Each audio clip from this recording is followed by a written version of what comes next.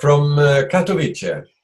So you have been there now for a week nearly, and what's going on? How is the feeling? It is now time for multi-level action.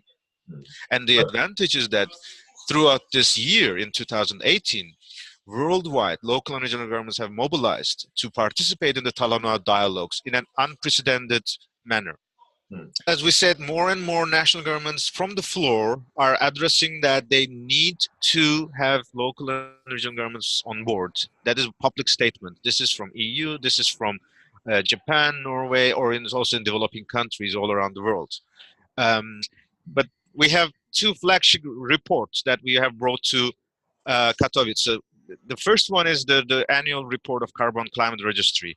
If you read it, this is a synthesis of our 1,000 jurisdictions reporting their climate information in the Carbon Registry. 2019 will be the moment where now we can digest all these interactions and push and invite and encourage national governments who wish to do so to prepare their second NDCs, which is much more robust, much more innovative, much more inclusive, if they bring the local and regional governments. And how is the feeling in Katowice when the direction doesn't go the way we want? Well, there are other figures as well. For example, the increase of local and regional governments committing to 100% renewable energy has reached to 400. The number of cities who have started to divest their pension funds reached to 150. The number of cities who are reporting their climate action more transparently has reached to thousands. Of course, the transition to low carbon economy is real life. It's expanding, but the question is that this has to be faster.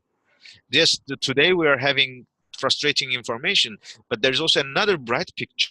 So everybody's feeling the heat. Everybody's feeling that something is not correct. So Scandinavian countries are, as usual, trying to be our pole for the right direction. In our document, let me show you another example.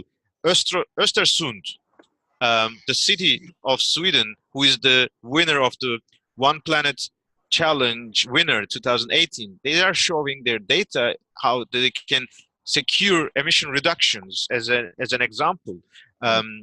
Today, we're preparing on Monday, there will be the European Green Capitals who would announce their leadership, and Stockholm is part of it, Nijmegen is part of it, Barcelona is part of it, and Oslo will be the European Green Capital next year, deputy or committed leaders like Oslo or Stockholm or Malmö, Vaxö. So there is a Nordic Pavilion, there is a number of sessions. Even today there was Urban Futures Day in the Nordic Pavilion. So we are very happy in the Norwegian delegation, and also the stakeholders are very actively visible here in Katowice. Yeah, and of course then Norway play a big role when we come to investment and their pension funds, and that was a question we have been raised a lot regarding green investment, and do you feel that the financing issues are more present? They talk about tools and opportunity for investment in cities. Well, is exactly that was the last session that ICLEI hosted in the Marrakesh partnership. Imagine it was a clear call. The European Investment Bank is receiving more applications. They are opening the new Green City challenges for funding. There is already new announcements from the World Bank and others saying that they want to divest more in sustainable development projects in cities as well. And we are just trying to make sure that the mechanisms are built so that this money easily goes to the local level.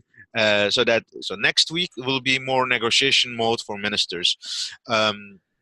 So we hope they will leave Katowice with confidence that the design of the Paris Agreement is now there. There are rooms for everyone to contribute.